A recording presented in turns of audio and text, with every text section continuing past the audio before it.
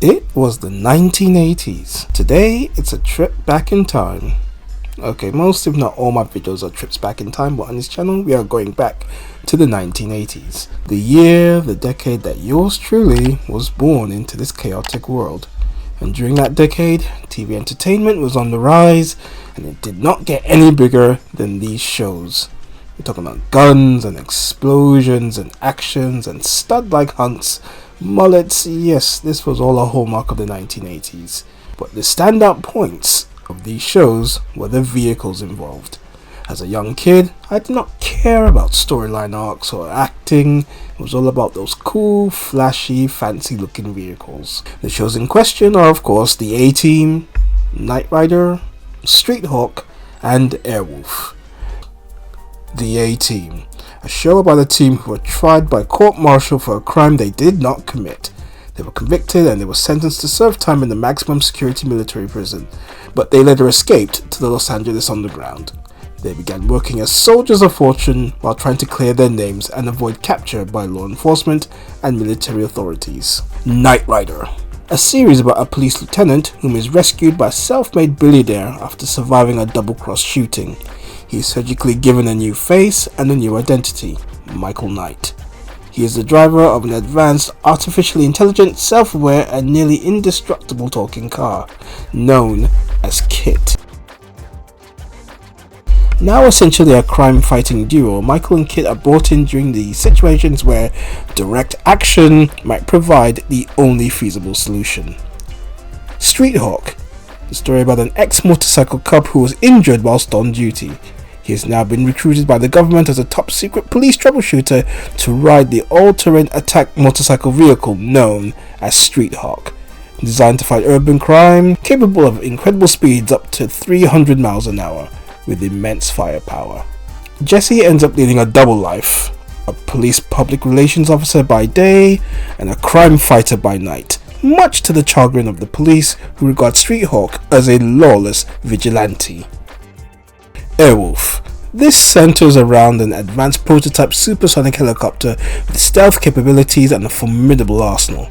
Piloted by test pilot Stringfellow Hawk and his co-pilot and best friend Dominic Santini. Airwolf is stolen during a live fire weapons test, and Hawk is sent in to retrieve Airwolf from a criminal psychopathic genius known as Henry Moffat.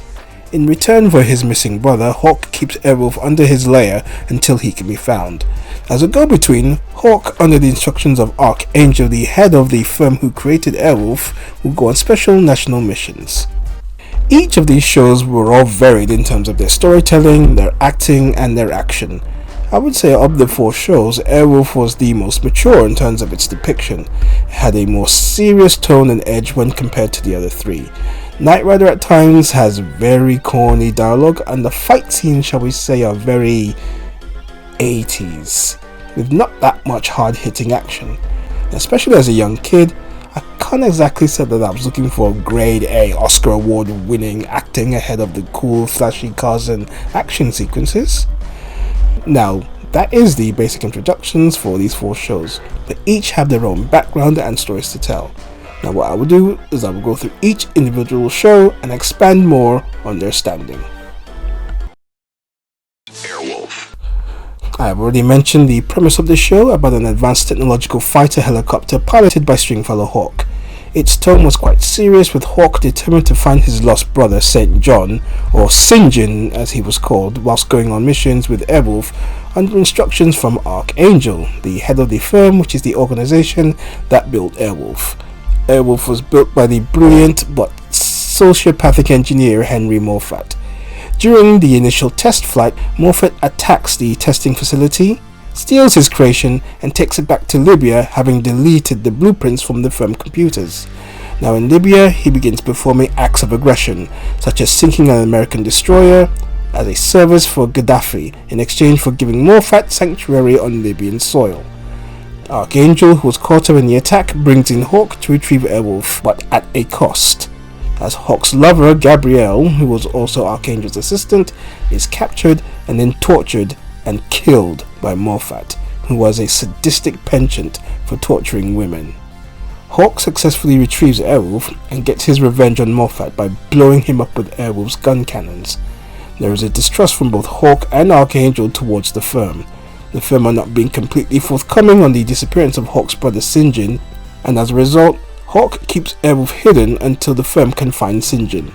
The firm at points during the series were depicted as the villains, as the organization contained operatives who tried to seize back Airwolf at any opportune time. Hawk co-piloted Airwolf with his best friend and father figure Dominic Santini. They are later joined by Caitlin O'Shanazy, whom is a former helicopter pilot, and Dom and Hawk initially and jokingly denied the existence of Airwolf, which she has dubbed a high-tech helicopter. Caitlin also ends up developing feelings for Hawk. The show lasted a total of 4 seasons at 80 episodes, but not in the usual way one would expect from a series run. The first 3 seasons had Hawk, Santini, Archangel, and then later Caitlin as its main stars, but the show was cancelled after the 3rd season owing to a myriad of problems behind the scenes. The network, which Airwolf ran on, CBS, felt the show was too dark during its first season and wanted a more family-oriented show. They introduced actress Jean Bruce Scott as Caitlin during season 2, and all the story arcs that were heavily influenced with international espionage had been moved aside in favour of a more domestic-based action series.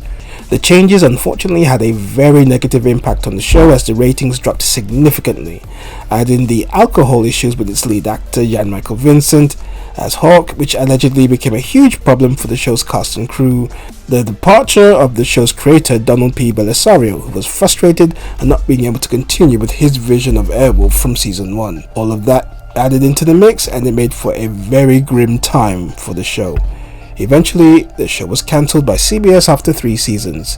It was revived for a 4th season by the Intelligence, and this completely negated Airwolf's first 3 seasons plot device of Hawk searching for Sinjin. It was more of a lazy cop-out if you ask me.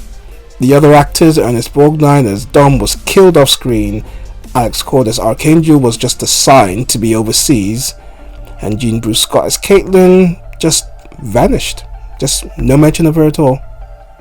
And to top it off, the production crew did not have access to the Airwolf helicopter and instead relied on stock footage for the shots of the helicopter in action. The show was then finally cancelled after the 4th season. Now, here's a shocker for you. I never watched season 4 of Airwolf as I thought it was only on for 3 seasons. Years later, I discovered that there was actually a 4th season with a completely different cast. So I cannot in good faith give a completely accurate review of the show from a personal perspective. All I can go on is the reviews of others, and it paints Airwolf season 4 in a very negative fashion. For me, Airwolf will always be the first 3 seasons. The standout will always be the helicopter itself, but Jan Michael Vincent's portrayal of a secluded and brooding figure helped elevate the show, and it was largely carried on his back. Ernest Borgnine as Dom is the perfect partner for him as duo crime-fighting pilots. The episodes were self-contained, and other than the 2-part pilot, they weren't any 2 or 3-parters. Watching the shows back, you can see the shift in tone from the first season to seasons 2 and 3. Now, whilst the first season is the best in terms of its presentation, I personally did like seasons 2 and 3, and I am a sucker for romance, and I wish that Hawk and Caitlin had become more of an item. It was all about Airwolf in action. As an adult, it was also about Airwolf, but I was also invested in the storyline adventures of Hawk and friends. Street Hawk. Like Airwolf and Knight Rider, as a kid this show was all about the motorcycle. It was basically Knight Rider on a motorbike, but without the talking vehicle. But its pilot is a cop, Jesse Mack, injured in the line of duty, similar to Michael Knight in Knight Rider, when he was shot in the first episode. Jesse is revived and then assigned the task of being a secret crime fighter, riding on an advanced motorcycle. Jesse leads a double life as a police public relations officer by day and a masked motorcycle riding vigilante at night. Jesse had only one person in the world who knew of his identity: Federal Agent Norman Tuttle, a mentor and advisor to Jesse who worked on improvements and enhancements for Street Hawk. Now, I only saw a handful of episodes as a kid, and as you'd expect, it was all about the motorcycle. Tuning out for the non-fight scenes and then tuning back in with Street Hawk in action, I finally got my hands on a copy of the show's full run, and while it is nostalgic guilty pleasure, it hasn't really aged that well in my opinion. The dialogue is somewhat clunky, the action scenes, especially when Jesse is injured during the first episode, is hilariously outdated and a little bit campy. I do not remember any of the episodes from when I was a kid, so watching it from an adult's perspective helps with an overall impression of the show. The episodes were basically a rinse and repeat in terms of Jesse going on various missions and stopping various bad guys, and doing it whilst maintaining his secret identity on Street Hawk. The episodes were all mostly self-contained, and there was no real ongoing story arcs, and in my opinion, not much in the way of character development. Jesse is basically the same guy throughout. There were no episodes where he goes against his character, no episodes where Street Hawk itself was in real peril, like we saw in episodes of Airwolf and Knight Rider. But in fairness, and to my surprise, Street Hawk only ran for one single season at 14 episodes. Now, if it had gone on for another season, we may have seen more in terms of stories and character development. But I will say this, in the second episode, A Second Self, an old friend of Jesse's comes into town and reconnects with him. However, this friend is secretly working for a group of people who want to get their hands on Street Hawk. This friend turned out to be a very young George Clooney, so this was quite the surprise. I wonder whatever happened to Clooney after this. Another famous Hollywood alum was Back to the Future star Christopher Lloyd, who appeared in the pilot episode. An interesting fact about the show was the motorcycle in the pilot episode was based on the 1983 Honda XL500 trail bike, in which Motorcyclist magazine staffers Jeff Carr and Dexter Ford built the motorcycles for the pilot. The motorcycles used in the series was based on the 1984 Honda XL500s, using the electric start engine of the street-based Ascot, creating the first known electric start Honda dual sport motorcycles. Now, if you're a motorcycle enthusiast, that may have perked your ears, but to most non-enthusiasts like me, that all just flew over their head. Interestingly, during filming, the fiberglass bike parts constantly flew off the bike during the course of stunt work. The film's stunt second unit crew always had 6 bikes standing by, just in case the main motorcycle was damaged during jumping or maneuver scenes. It sounds like quite the production cost maintaining all of that. The show's lead actor, Rex Smith, had been campaigning for years for the show to be brought back to TV, which has yet to come to fruition. There was a 2010 DVD box set release containing all 14 episodes of the show. Its special features included an all-new 41-minute documentary entitled The Making of a Legend, and an unaired pilot which featured different Street Hawk firepower. Of all the full shows, I would rank it as number 4 due to its rather short-lived run. If it is ever revived, it could likely have a younger cast and maybe actor Rex Smith in the Norman Tuttle role. It had the potential for more, but this was as good as it got. Knight Rider. That was the opening intro as the theme song to one of the most recognized shows in the world during the 1980s. So the premise of the show: a man and his highly advanced AI talking car, starring David Hasselhoff. Police Detective Lieutenant Michael Arthur Long suffers a near-fatal shot to the face after being double-crossed by a woman named Tanya Walker, who was stealing technology secrets from a computer company and selling them to the highest bidder.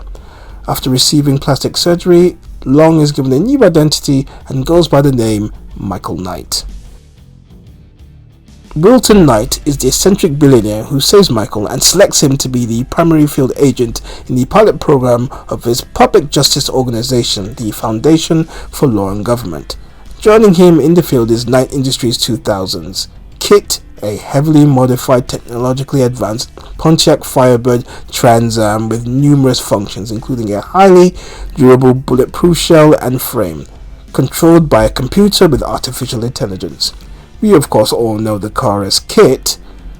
Wilton Knight then dies shortly after Michael is all changed up with his new identity, but just before his passing, Wilton tells Michael, One man can make a difference. Michael gets his revenge on Tanya when she tries to shoot him again, but the bullets bounce off the windshield and back into her, killing her in the process. Devin Miles is played by late Irish actor Edward Mulhare, who was the appointed head of the Foundation, and briefed Michael and Kit on all their missions just before they went into action.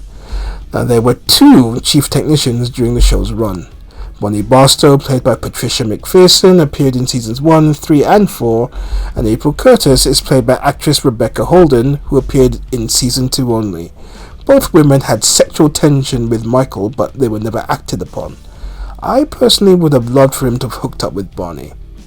The fourth season saw a new face join the group, Reginald Cornelius III, also known as RC3, who is first known as the Street Avenger, and he enlists the help of all his friends to help repair Kit after Kit was badly damaged after an encounter which saw Kit's bonded shell neutralized and then get decimated by a heavily armored vehicle. There was always that buddy cop rapport between Michael and Kit, which made for a funny dynamic throughout the show's run. Michael was sort of the American version of James Bond. Always being sent out on missions across America, taking on secret ruthless organizations run by criminal masterminds. He also had fancy gadgets like his watch, which served as a communicator with Kit. He was also a hit with the ladies. Kit was also armed with all manner of gadgets and maneuvers, like his infamous turbo boost, which could see him speed up to Mach 2. There was the grappling hook and the ability to connect via radio wave frequencies. Now, surprisingly, Kit had no guns or bombs as part of his arsenal. Given how many times he had to deflect bullets or jump through burning infernos, it is incredible that he didn't have this as part of his arsenal, especially now that you go back and watch the show in retrospect. During the run of the show, Michael did encounter all manner of villains, but none were more memorable than Garth Knight. Of course, he was played by Hasselhoff himself, which is what made it very memorable and very campy. I think given how over the top and evil Garth was, it was a funny parody. It just came off as Hoff playing an over-exaggerated evil version of Michael, which was actually quite funny in retrospect. Garth had his own vehicle, Goliath, a massive semi-truck with the same molecular bondage shell as Kit. And of course, in their first confrontation, Kit gets badly damaged, with April having to make repairs. There is a one-on-one between Garth and Michael, with Michael coming out as the victor, and it wouldn't be the last time that they came face to face, as Garth escapes from prison and teams up with another villain from Kit and Michael's rogue gallery, Adrienne Margot, or Sinclair as she's now known. She had previously appeared in episode 9 of season 2, Sole Survivor, trying to steal Kit. The stakes are higher this time as Devon and April are held hostage as part of Garth's revenge. There is also the capture of renowned scientist Dr. Klaus Bergstrom, who has been replaced with a surgically cloned imposter. And it's all the race against time as Michael and Kit are captured during another confrontation with Garth and must find a way to escape, apprehend the fake Bergstrom, rescue Devon and April from an impending explosion, and take care of Adrienne and Garth in a final showdown. This string of episodes was amongst the most memorable for me growing up when I was watching as a kid, but there is some very questionable points to pick up on the whole Garth saga. Garth was the estranged son of Wilton Knight, so when Michael was rescued by Wilton and had his face surgically repaired, why on earth did he resemble Garth? That is kind of messed up when you think about it. And then there was Wilton's wife or widow, Elizabeth, who plotted with Garth to steal the formula to Kit's molecular bondage shell. Wilton was an eccentric billionaire, but it seemed he attracted a real Jezebel in Elizabeth, and they went on to have an evil child in Garth. And Michael was made to look like Garth. Was it some bizarre, twisted way of Wilton looking to create the perfect son he never had? When you think about it, that is very messed up. As if to expand on the campiness of the show, there was an evil version of Kit known as Car. Car was the original version of Kit, but due to being unstable and going into self-preservation mode, he was deactivated and then locked away. He is inadvertently revived due to two thieves who broke into the Foundation warehouse. There is a one-on-one showdown with Kit, and Car's self-preservation is put to the test, and eventually he is defeated. Car does return in a second episode, Kit vs. Car, when he is pulled out from the sand which he crashed into the first time. It's another showdown between the two cars, and no prizes for guessing who came out on top. Just as an FYI, the first appearance of Car is voiced by Optimus Prime legend Peter Cullen. Speaking of voices, this segues very nicely onto the voice of Kit, who is voiced by William Daniels, who a lot of people would know as Mr. Feedy from Boy Meets World. Now, interestingly, Bill had requested he not be credited on Knight Rider. One can only guess why. Was he embarrassed to be known as the voice of a talking car? He was starring in famed medical drama St. Elsewhere at the same time, so as I said, one can only guess his reasoning for this rather baffling request. Two fun facts about Daniel's involvement with Knight Rider. David Hasselhoff has stated in an interview that he didn't get to meet Daniels until about 6 months later into shooting Knight Rider. They just happened to meet at a social gathering and then they were formally introduced. During shooting, Daniels would record his lines after the majority of the episode was filmed. Hasselhoff would work with an assistant off camera who would read him Kit's lines. Interesting stuff. Of course, I had said this much about Knight Rider, and I haven't even elaborated on the star of the show himself, David Hasselhoff. The Hoff, as he is known as, shot to stardom with the success of this show, but incredibly after the show's run, he was out of work for a few years, until he landed a role that some could argue exceeded his fame and popularity on Knight Rider, the role of Mitch Buchanan on beach drama Baywatch. Without question, this role and Michael Knight on Knight Rider are the two things he's most fondly remembered for. Following the show's run, this show did become a franchise and it branched out into various TV movies and TV shows. There was a made-for-TV movie, Knight Rider 2000, in which Kit had a new body in the form of a customized 1991 Dodge Stealth. There was another short-lived 90s show called Team Knight Rider, which was set 10 years after the events of the original series, which had 5 operatives doing the same role as Michael, but with their own individual vehicles. This show lasted a single season from 1997 to 1998 with only 22 episodes. There was also the 1994 TV movie Knight Rider 2010, which was set in a Mad Max style future and had no real connection to the original series. Finally, there was a 2008 Knight Rider TV movie, which was a direct sequel to the original show and ignores all the other incarnations that came after the original series. It follows the adventures of a young Mike Trudeau, who has changed his name to Mike Knight II, and with the resurrection of Kit, along with his love interest Sarah, they take on the forces of evil. Val Kilmer provides the voice of Kit this time around. The movie then branched out into a TV series that lasted a single season of 17 episodes from 2008 to 2009. Of all the 80s action series, Knight Rider has the longest lasting legacy with all of these spin-offs. On the whole, Knight Rider is a campy, fun nostalgic trip down memory lane about a man and his talking car, living on the premise of one man can make a difference. The show has not aged well in terms of its look and the technology used back in the 80s, on top of the acting, which can be very cringe at times to watch. And then rewatching it back, sometimes it can be somewhat of a chore to sit through full episodes. But the show was all made in the name of fun and entertainment, and will always be remembered as one of the most well-known shows of the 1980s.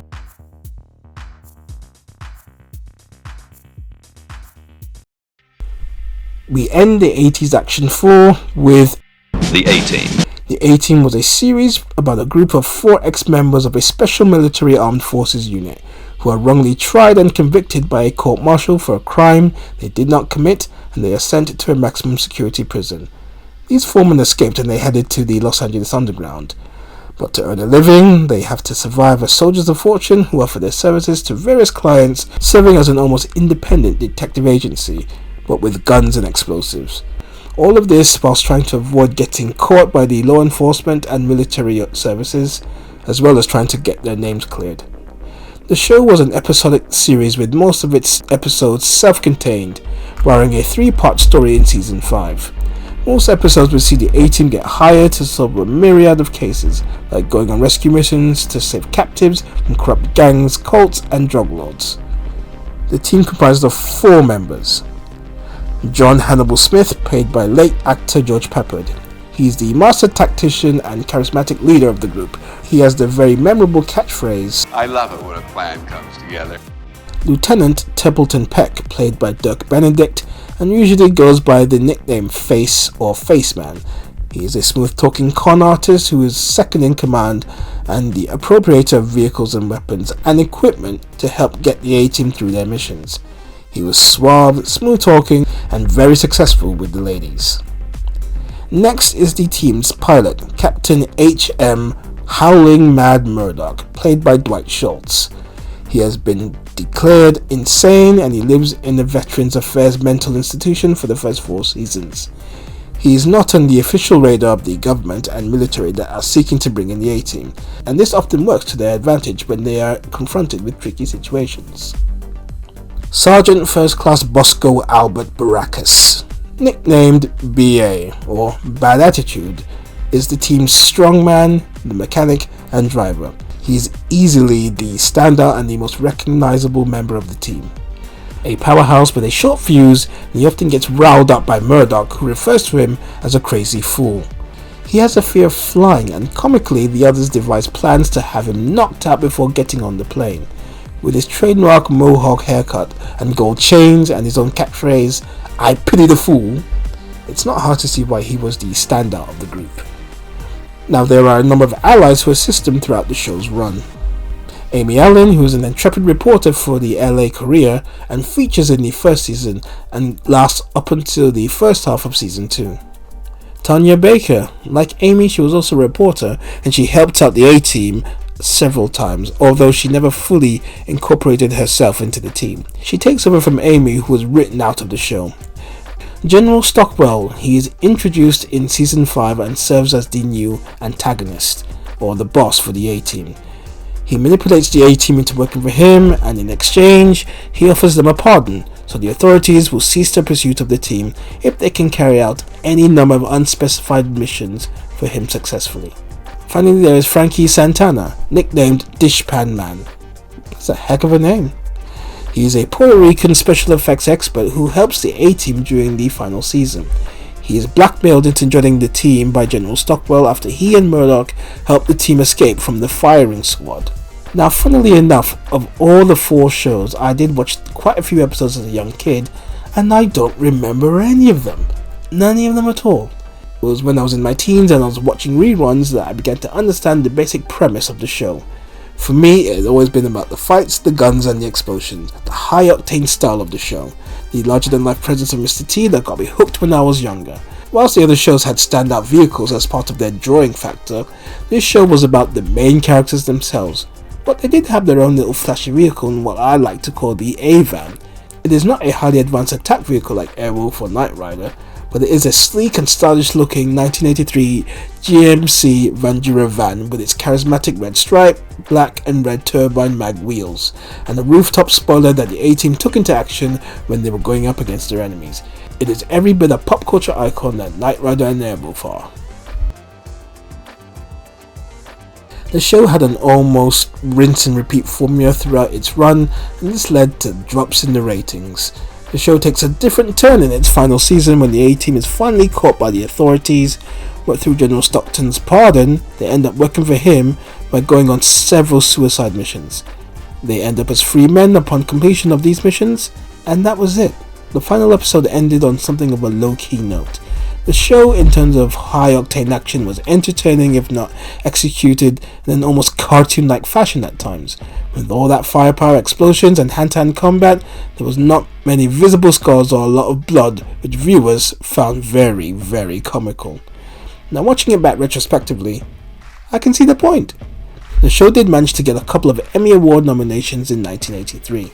Once the show ended, there was no follow-up series or TV movies like Knight Rider. Instead, what we got was the 2008 cinematic movie which starred Liam Neeson, Bradley Cooper and Rampage Jackson. The movie was not a critical success, and it raked in only $177 million at the box office, on a budget of $110 million.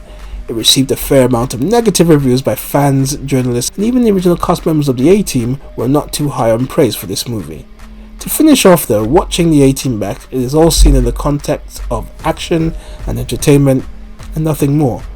Whilst campy in nature, as was the case with shows like this, it does have charm, and the rapport between the main 4 characters is fun to watch in keeping with the other shows. It was all about the larger-than-life characters, the fancy vehicle, and the high-octane action. And that was my take on the 80s action 4. Going back to that time period and rewatching these shows, it is something of a mixed bag for me. On one hand, I love the action, I love the vehicles, but in terms of compelling storytelling and acting, that's where these shows do not hold up as well, and they don't age gracefully. And you can really feel that in some cases with the dialogue used or the fashion sense on display. Some shows don't age as well as time goes on, but there are some shows from the same era and they don't feel quite as dated as others. This is where the excellent writing and compelling storytelling is key for the longevity of past shows. I have come to find that these shows are largely based on my love for things nostalgia. When it comes to watching them thoroughly from start to finish, I can get through a handful of episodes, but then it quickly descends into something of a laborious task. So the way I go about these shows is to put on a few episodes and watch every now and then, and try not to take things too seriously. It sounds like I'm being a real critic here, but that said, these shows are forever ingrained in pop culture history, and even though there have been some attempts at modern day revivals that have not been successful, who's to say that a talented writer and producer cannot grab a hold of these IPs and write compelling modern day stories which are very fitting of these characters and shows. But let's face it, we live in an age of reboots, so why not? Why not give it a go? After all, it takes one successful show and then it's all systems go. These are just my personal thoughts. In any event, that was my take on the 80s Action 4. I hope you enjoyed it, thanks for watching, and I will see you on the next video. Thank you very much for watching this video. I hope you liked it, and if you want to see more, please remember to like, share, and subscribe. Thank you.